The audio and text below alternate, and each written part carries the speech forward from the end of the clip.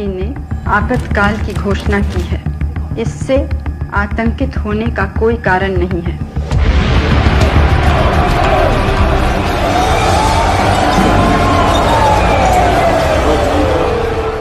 आपातकाल में क्या कुछ जुल्म नहीं हुए थे, इससे बड़ी धमकियां क्या होती, लेकिन ये देश झुका नहीं था।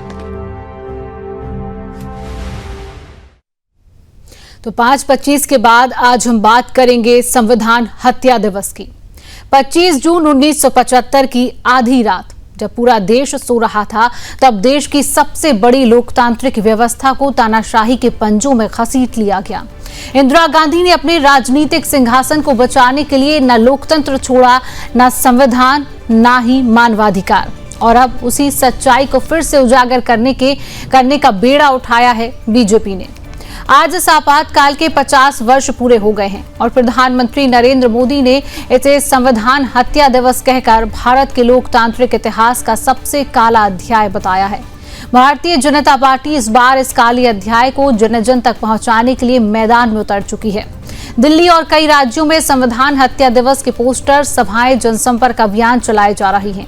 इस दौरान केंद्रीय गृह मंत्री अमित शाह ने कहा, भारत उन वीरों को सैल्यूट करता है जिन्होंने लोकतंत्र के लिए तानाशाही से लोहा लिया।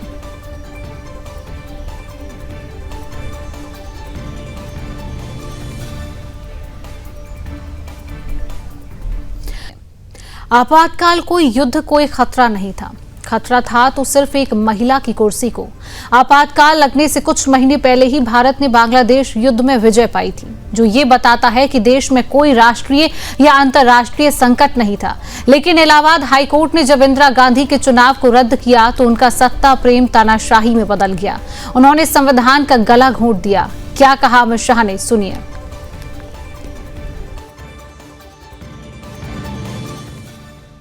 और बहनों,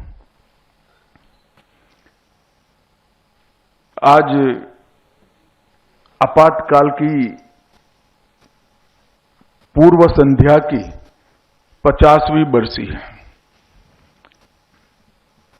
और इस 50वीं बरसी पर यहां पर एक कार्यक्रम का आयोजन श्यामा प्रसाद मुखर्जी न्यास ने रखा है। कई लोगों के मन में सवाल आता है कि 50 साल के पहले जो हुआ, इसकी चर्चा कर आज क्या करेंगे। जब मोदी जी ने तय किया 11 जुलाई 24 को कि 25 जून को संविधान हत्या दिन के रूप में मनाया जाएगा, तब भी ये सवाल बार बार उठता था। और चूंकि ये नोटिफिकेशन गृह मंत्रालय से आया था, मुझे भी व्यक्तिगत रूप से कई वरिष्ठ पत्रकारों ने सवाल पूछा था। मगर मैं मानता हूं कि आज का दिन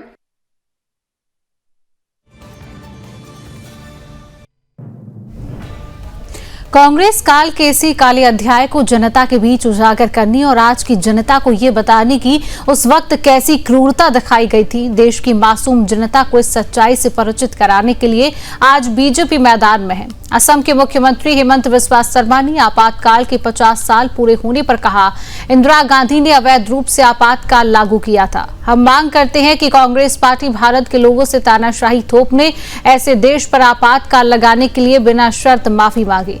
साथ ही मुख्यमंत्री देवेंद्र फडणवीस ने कहा कि 50 साल पहले इस देश में लोकतंत्र को खत्म करने की कोशिश की गई थी। आपातकाल लगाकर इंदिरा गांधी ने न सिर्फ सभी विपक्षी नेताओं को जेल में डाला था, बल्कि संविधान में भी इस तरह से बदलाव किया कि बाबा साहेब अम्बेडकर द्वारा दिए गए मौलिक अधिकार खत्म हो गए। आप भी सुनिए इन प्रतिक्रियाओं को। संविधान की हत्या की गई इस दिन, लोकतंत्र को पैरों तले कुचल दिया गया। आज जो संविधान लेके घूमते हैं वो याद करें, यही कांग्रेस थी जिसके डीएनए में तानाशाही है और अपनी कुर्सी बचाने के लिए, सत्ता में बने रहने के लिए पूरे देश में लोकतंत्र को रौंदने का, पीसने का, कुचलने का काम अगर किया था तो श्रीमती इंदिरा गांधी जी ने किया था। आज भी याद है मुझे वो काला दिन, 50 साल हो गए। मैं तो तब 16 साल का था। कैसे अमानुषिक अत्याचार किए गए, पूरे देश को जेल खाना बना दिया गया।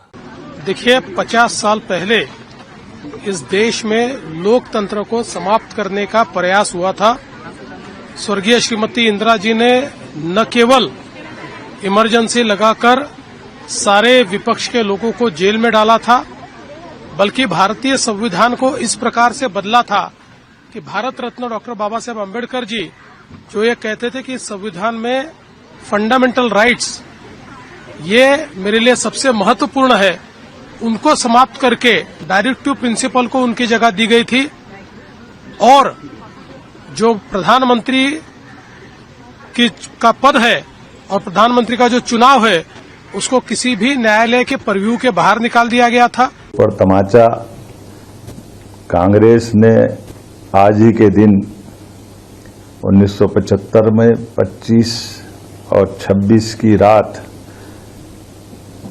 ये जो कलंक लगाया था, इंदिरा गांधी जी ने अपने चुनाव हारने के बाद कोर्ट के द्वारा दिए गए निर्णय के परिप्रेक्ष्य में, चूंकि कोर्ट ने उनके चुनाव का योग्य बताते हुए राजनारायण जी को विजयी श्री देने का निर्णय सुनाया था। क्योंकि संविधान की हत्या की थी इंदिरा गांधी ने और कांग्रेस के लोगों ने, इसलिए दिवस मनाया जा रहा है। और इस प्रदर्शनी में अगर आप डॉक्यूमेंट्स को देखें तो ग्राफिक्स के जरिए भी आप पूरी जानकारी समझते हैं कि आखिरकार कांग्रेस की क्रांति कैसी थी।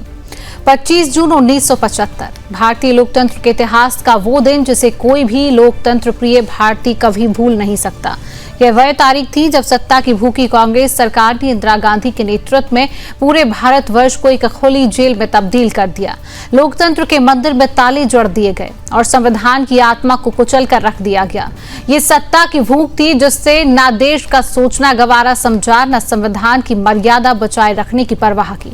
पूरे 21 महीनों तक भारत की सांसों में डर घुला रहा। प्रेस की आजादी पर ताले लग गए। संपादकों को या तो जेल में डाला गया या उन्हें कलम तोड़ने पर मजबूर किया गया। हर अखबार की प्रूफ कॉपी इंदिरा गांधी के मेज पर मंजूरी के लिए भेजी जाती थी। रेडियो और दूरदर्शन पर सिर्फ एक आवाज थी, इंदिरा ही भारत है। देशभक्त संगठन जैसे राष्ट्रीय स्वयंसेवक संघ, जनसंघ, अकाली दल और अन्य हिंदूवादी संगठन एक झटके में प्रतिबंधित कर दिए गए। लाखों की संख्या में राष्ट्रभक्तों, नेताओं, पत्रकारों, छात्रों और आम नागरिकों को जेलों में ठूंस दिया गया। लोकतांत्रिक विचार रखने वाला हर व्यक्ति कांग्रेस की नजरों में अपराधी बन गया और अपराधियों के लिए दरवाजे खुले छोड़ दिए गए।